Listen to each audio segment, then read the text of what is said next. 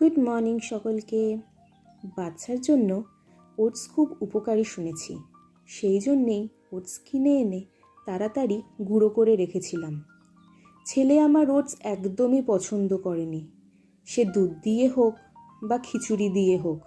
আমি অনেক চেষ্টা করেও তাকে আমি ওটস ভালোবাসাতে পারিনি। সেই জন্য এই গুঁড়োটা বেশ কয়েকদিন পড়েই ছিল। তারপরে ভাবলাম বেকার নষ্ট না করে আমরাই বরং খেয়ে নিই। আজকে সকালের ব্রেকফাস্টটা আমি আর মা মিলে ওটসের ছিলাটাই ট্রাই করলাম।